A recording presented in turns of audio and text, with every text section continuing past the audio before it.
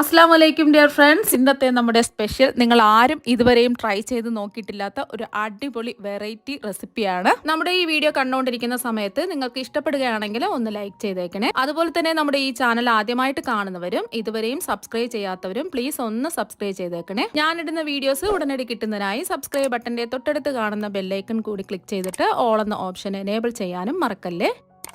ആദ്യം തന്നെ ഇതിനായിട്ട് ഞാനിവിടെ അത്യാവശ്യം വലുപ്പമുള്ള ഒരു നേന്ത്രപ്പഴമാണ് എടുത്തിട്ടുള്ളത്. നല്ല പഴുത്തിട്ട് തൊലി കറുത്ത നേന്ത്രപ്പഴം നോക്കിയെടുക്കുക. ഈ തൊലി കറുത്തിട്ടുള്ള നേന്ത്രപ്പഴം വെച്ചിട്ട് ചെയ്യുമ്പോഴാണ് നല്ല ടേസ്റ്റ് കിട്ടുന്നത്. ഈ തൊലി കറുത്ത നേന്ത്രപ്പഴത്തിന് ധാരാളം വൈറ്റമിൻസ് അടങ്ങിയിട്ടുണ്ട്. അപ്പോൾ സാധാരണ നമ്മൾ തൊലി കറുത്ത നേന്ത്രപ്പഴം കളയാറില്ലേ പതിവ്. അപ്പോൾ ഇതുപോലെ വെറൈറ്റി ആയിട്ടൊക്കെ തയ്യാറാക്കി നോക്കാം. പഴം നമുക്ക് ഇനി ആവിയേറ്റി എടുക്കണം. ഇനി നമ്മൾ പഴം ആവിയേറ്റി എടുക്കുന്നതിന് വേണ്ടിയിട്ട് ഒരു ഇഡ്ഡലി ചെമ്പിൽ കുറച്ച് വെള്ളം തിളപ്പിക്കാൻ വെച്ചിട്ടുണ്ട്. ഞാൻ പെട്ടെന്ന് ആവിയേറുന്നതിന് വേണ്ടിയിട്ട് ഇതുപോലെ രണ്ടായിട്ട് കട്ട് ചെയ്താണ് വെച്ച് കൊടുക്കുന്നത്. മുഴുവനെ വേണമെങ്കിലും വെച്ച് കൊടുക്കാം. അപ്പോൾ കുറച്ച് സമയം എടുക്കും ഇത് ആവിയേറി വെന്ത് വരാനായിട്ട്.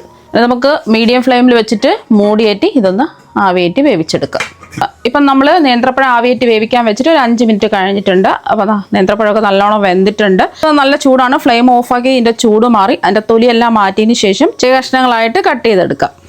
നേന്ത്രപ്പഴത്തിൻ്റെ ചൂടെല്ലാം മാറിയതിന് ശേഷം ചെറിയ കഷ്ണങ്ങളായിട്ട് ഇതാ കട്ട് ചെയ്തെടുത്തിട്ടുണ്ട്. ഇതായിട്ട് നമുക്ക് വേണ്ടത് തേങ്ങാപ്പാലാണ്. തേങ്ങാപ്പാലിൻ്റെ 1-ാം പാലും 2-ാം പാലും എടുത്തിട്ടുണ്ട്. അത്യാവശ്യം വലിപ്പമുള്ള ഒരു തേങ്ങ ചിരകി എടുത്തിട്ട് ആദ്യം നമ്മൾ 1.5 കപ്പ് വെള്ളം ഒഴിച്ച് ജസ്റ്റ് 1 മിനിറ്റ് ഒന്ന് അടിച്ചിട്ട് അരിച്ചെടുത്തിട്ടുള്ള 1-ാം പാലും എടുത്തതിന് ശേഷം അതിൻ്റെ കൊത്തുണ്ടല്ലോ അതിട്ടിട്ട് വീണ്ടും നമുക്ക് 1.5 കപ്പ് വെള്ളം ഒഴിച്ച് ജസ്റ്റ് 1-2 മിനിറ്റ് അടിച്ചെടുത്തിട്ടുള്ള 2-ാം പാലും ആണ് ഇത്. അപ്പോൾ നല്ലോണം ഒന്ന് അരിച്ചെടുക്കുക. ഒട്ടും തന്നെ ആ കൊത്തുണ്ടാവാൻ പാടില്ല. 250 ml കപ്പിന് 3 കപ്പ് തേങ്ങാപ്പാലാണ് എടുത്തിട്ടുള്ളത്. ഇനി നമ്മൾ പുഴുങ്ങി കട്ട് ചെയ്ത് വെച്ചിരിക്കുന്ന നേന്ത്രപ്പഴം ഒരു മിക്സിയുടെ ജാറിലേക്ക് അങ്ങിടാം. കുറച്ച് വലിപ്പമുള്ള ജാർ എടുക്കുക. ഇനി ഇതിലേക്ക് ഒരു 1/4 ടീസ്പൂൺ ചെറിയ ജീരകം ചേർക്കാം. അപ്പം ഞാനിപ്പോൾ ചെറിയ ജീരകം മുഴുവനാണ് എടുത്തിട്ടുള്ളത്. ചെറിയ ജീരകത്തിൻ്റെ പൊടി ഉണ്ടെന്നുണ്ടെങ്കിൽ അത് എടുത്താലും മതി. ഇത് 1/4 ടീസ്പൂൺ വേണ്ട, 2 നുള്ളൊക്കെ ചേർത്ത് കൊടുത്താൽ മതി. അപ്പം ചെറിയ ജീരകത്തിൻ്റെ ടേസ്റ്റ് ഇഷ്ടമല്ല എന്നുണ്ടെങ്കിൽ അത് ഒഴിവാക്കിയിട്ട് ഏലക്ക പൊടി മാത്രം ചേർത്താൽ മതി. ഇനി ഒരു 5 ഏലക്കയും കൂടി ഇട്ട് കൊടുക്കാം. ഏലക്ക പൊടിയാണെന്നുണ്ടെങ്കിൽ കൂടെ ചേർക്കാം, അല്ലാന്നുണ്ടെങ്കിൽ ലാസ്റ്റിൽ ചേർത്ത് കൊടുക്കാം. ഒരു 1/4 ടീസ്പൂൺ ഏലക്ക പൊടിയൊക്കെ ചേർത്ത് കൊടുത്താൽ മതിയാവും. മധുരം ഒന്ന് ബാലൻസ് ചെയ്യാൻ വേണ്ടിയിട്ട് 2 നുള്ള ഉപ്പ് ചേർക്കാം. നമ്മൾ എടുത്ത് മാറ്റി വെച്ചിരിക്കുന്ന തേങ്ങാപ്പാലിൽ നിന്നും 1 കപ്പ് തേങ്ങാപ്പാൽ ഇതിലേക്ക് അങ്ങ് ഒഴിച്ചു കൊടുക്കാം. നിങ്ങൾക്ക് തേങ്ങാപ്പാലിന് പകരം പശുവിൻ പാലിലും ചെയ്തിട്ടെടുക്കാം. കുറച്ചും കൂടെ ടേസ്റ്റ് കൂടുതൽ കിട്ടുന്നത് നമ്മൾ തേങ്ങാപ്പാലിൽ റെഡിയാക്കി എടുക്കുമ്പോഴാണ്. ഇതിപ്പോൾ ഒന്നുമില്ല, നല്ല ഫൈനായിട്ട് ഇതൊന്ന് അരച്ചെടുക്കാം. നേന്ത്രപ്പഴം ഇതാ കട്ടകളൊന്നുമില്ല, നല്ല ഫൈൻ പേസ്റ്റായിട്ട് ഇതാ അരച്ചെടുത്തിട്ടുണ്ട്. ഇനി ഇതിലേക്ക് നമ്മൾ ചേർത്ത് കൊടുക്കുന്നത് അരിപ്പൊടിയാണ്. വറുത്ത അരിപ്പൊടിയാണ് എടുത്തിട്ടുള്ളത്. ഒട്ടും തരിയൊന്നും ഇല്ലാത്ത വറുത്ത പച്ചരിപ്പൊടി വേണം എടുക്കാനായിട്ട്. ഇടിയപ്പം, പത്തിരി, അപ്പത്തിനൊക്കെ എടുക്കുന്ന വറുത്ത പച്ചരിപ്പൊടി എടുക്കുക. 100 ഗ്രാം അരിപ്പൊടിയാണ് എടുത്തിട്ടുള്ളത്. ml അളവിന് 250 ml കപ്പിന് 1/2 കപ്പ് വറുത്ത പച്ചരിപ്പൊടി ഇത് എടുത്തിട്ടുണ്ട്.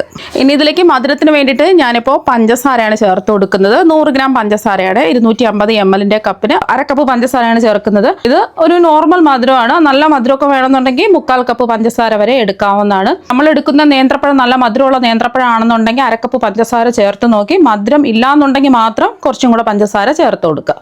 ഞാൻ എടുത്തിട്ടുള്ള നേന്ത്രപ്പഴം നല്ല മധുരമുള്ള നേന്ത്രപ്പഴം ആയതുകൊണ്ടാണ് ഞാൻ 1/2 കപ്പ് പഞ്ചസാര എടുത്തിട്ടുള്ളത്. ഇനി ഒരു കോഴിമുട്ട പൊട്ടിച്ചതും കൂടി ഒഴിച്ചു കൊടുക്കുക. മുട്ട വേണ്ടെന്നുള്ളവർക്ക് മുട്ട ഒഴിവാക്കിയിട്ട് ചെയ്യാവുന്നതാണ്. ഇനി നമ്മൾ ഇതിലേക്ക് ബാക്കി ഇരിക്കുന്ന തേങ്ങാപ്പാൽ മുഴുവനും ഒഴിച്ചു കൊടുക്കുക. ബാക്കി 2 കപ്പ് തേങ്ങാപ്പാലുണ്ട്, അത് മുഴുവൻ ഇതിലേക്ക് അങ്ങ് ഒഴിച്ചു കൊടുക്കുക. ഇനി ഇതെല്ലാം കൂടിയിട്ട് ഒരു സ്പൂൺ വെച്ചിട്ട് ഒന്ന് മിക്സ് ചെയ്യുക. അരിപ്പൊടി അവിടെ കിടക്കും. അപ്പോൾ അതുകൊണ്ട് ജസ്റ്റ് ഒന്ന് മിക്സ് ചെയ്തിട്ട് എല്ലാം കൂടി ഒന്ന് അടിച്ചെടുത്താൽ മതി. പ്രത്യേകിച്ച് അടിച്ചെടുക്കാനൊന്നുമില്ല, നമ്മൾ പഴം അടിച്ചെടുത്തിട്ടുണ്ടല്ലോ, ഇതൊന്ന് അടിച്ചെടുക്കാം. ഇതെല്ലാം കൂടിയിട്ട് ജസ്റ്റ് ഒന്ന് ഇത് അടിച്ചെടുത്തിട്ടുണ്ട്. ഇനി ഇതൊന്ന് അരിച്ചെടുക്കണം. എന്തെങ്കിലും തരി ഉണ്ടെങ്കിൽ പോയി കിട്ടുന്നതിന് വേണ്ടിയിട്ട് ഇതൊന്ന് അരിച്ചെടുക്കാം. നമ്മൾ അടിച്ചതെല്ലാം കൂടിയിട്ട് ഒരു അരിപ്പേ കൂടി അരിച്ചൊഴിക്കാം.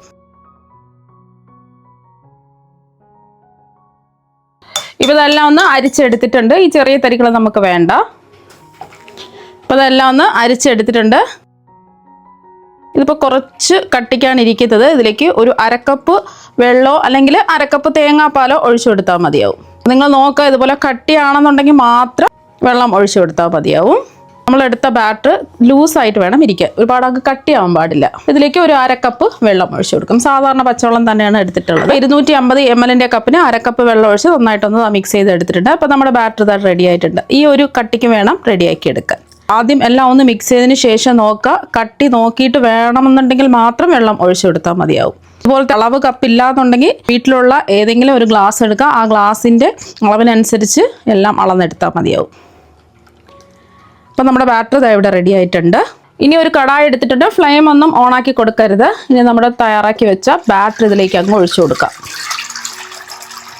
ഇപ്പോൾ ബാറ്റർ ഫുള്ളും ഒഴിച്ചു കൊടുത്തു. ഇപ്പം ഞാൻ ഫ്ലെയിം ഓണാക്കി കൊടുത്തിട്ടുണ്ട്. ആദ്യം ഹൈ ഫ്ലെയിമിൽ വെച്ച് കൊടുക്കുക. ചെറുതായിട്ടൊന്ന് കുറുകി വരുന്ന സമയത്ത് നമുക്ക് ഫ്ലെയിം കുറച്ച് വെച്ച് കൊടുക്കാം. കൈവിടാതെ തന്നെ ഇളക്കി കൊടുക്കുക. പെട്ടെന്ന് തന്നെ റെഡിയായി കിട്ടും.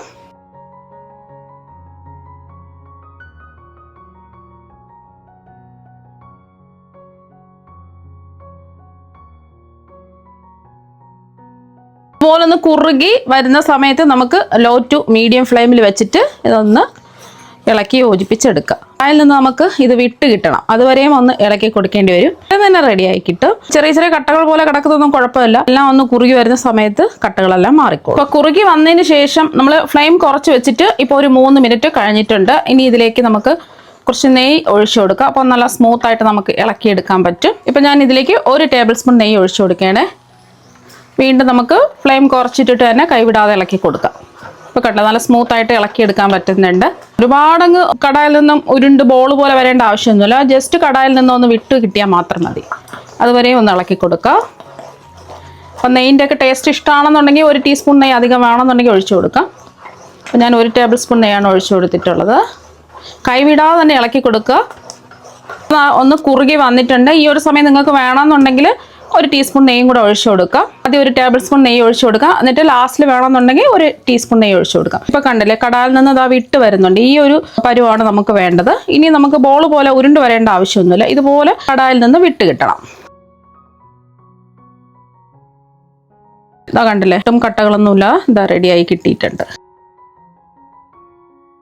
നമുക്ക് ഫ്ലെയിം ഓഫ് ആക്കാം.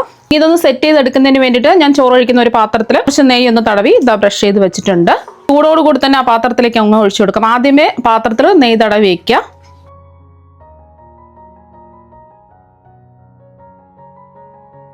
ഇനി ഇതൊന്ന് ലെവൽ ചെയ്ത് കൊടുക്കാം. ആ ചൂടോടുകൂടി തന്നെ ഒരു സ്പാച്ചിലോ ഒരു സ്പൂണിലോ കുറച്ച് നെയ്യ് തടവിയിട്ട് നല്ലതുപോലെ ഒന്ന് ലെവൽ ചെയ്തെടുക്കാം. അപ്പോൾ അതാ ഒന്ന് ലെവൽ ചെയ്തെടുത്തിട്ടുണ്ട്. ഇപ്പം നല്ല ചൂടാണ്. ഇതിൻ്റെ ചൂടൊന്ന് മാറട്ടെ. ഇപ്പം ഇതിൻ്റെ ചൂടൊക്കെ നന്നായിട്ട് മാറിയിട്ടുണ്ട്. ഇനി സൈഡൊക്കെ ഒന്ന് വിടിയിച്ച് കൊടുക്കാം. അപ്പോൾ പെട്ടെന്ന് തന്നെ ഇളകി കിട്ടും. ഇനി ഒരു പാത്രത്തിലേക്ക് ഡീമോൾഡ് ചെയ്യാം. ഇനി ഇത് മെല്ലെ ഒന്ന് തുറന്ന് നോക്കാം. അപ്പോൾ അതാ കണ്ടില്ല, നല്ല അടിപൊളിയായിട്ട് കിട്ടിയിട്ടുണ്ട്. നേന്ത്രപ്പഴവും അരിപ്പൊടിയും വെച്ചിട്ട് വളരെ പെട്ടെന്ന് റെഡിയാക്കി എടുക്കാൻ പറ്റുന്ന കിണ്ണത്തപ്പം ഇതാ ഇവിടെ റെഡി ആയിട്ടുണ്ട്. കണ്ടില്ല, നല്ല ജെല്ലി പോലെ സോഫ്റ്റ് ആയിട്ടാണ് ഇരിക്കുന്നത്. നമുക്ക് ഇഷ്ടമുള്ള ഷേപ്പിൽ കട്ട് ചെയ്തെടുക്കാം.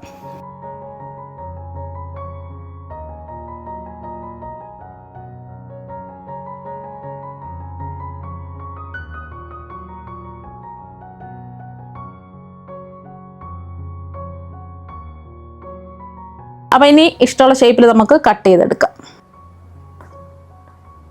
അപ്പോൾ കട്ട് ചെയ്യുമ്പോൾ തന്നെ നിങ്ങൾക്ക് മനസ്സിലാക്കാൻ പറ്റും എത്രമാത്രം സോഫ്റ്റ് ആണെന്നുള്ളത്. ഇപ്പോൾ കണ്ടില്ലേ, ഈ ഒരു ഭാഗം ഒന്ന് കട്ട് ചെയ്യാം.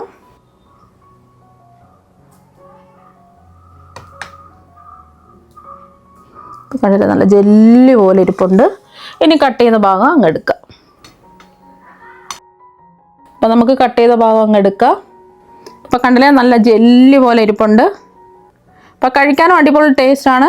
ഫംഗ്ഷനൊക്കെ വരുന്ന സമയത്തും കുട്ടികളൊക്കെ സ്കൂൾ വിട്ട് വരുന്ന സമയത്തും ഒക്കെ നമുക്ക് പെട്ടെന്ന് റെഡിയാക്കി കൊടുക്കാൻ പറ്റുന്ന ഒരു കിണ്ണത്തപ്പമാണ്. അപ്പോൾ നിങ്ങളെല്ലാവരും നേന്ത്രപ്പഴം അരിപ്പൊടിയും വെച്ചിട്ടുള്ള ഈ കിണ്ണത്തപ്പം ഒരു പ്രാവശ്യം ഒന്ന് ട്രൈ ചെയ്ത് നോക്കുക. തീർച്ചയായും നിങ്ങൾക്ക് എല്ലാവർക്കും ഒരുപാട് ഇഷ്ടമാകും. അപ്പോൾ നമുക്ക് മറ്റു വെറൈറ്റി വീഡിയോ ആയിട്ട് വീണ്ടും കാണാം. താങ്ക്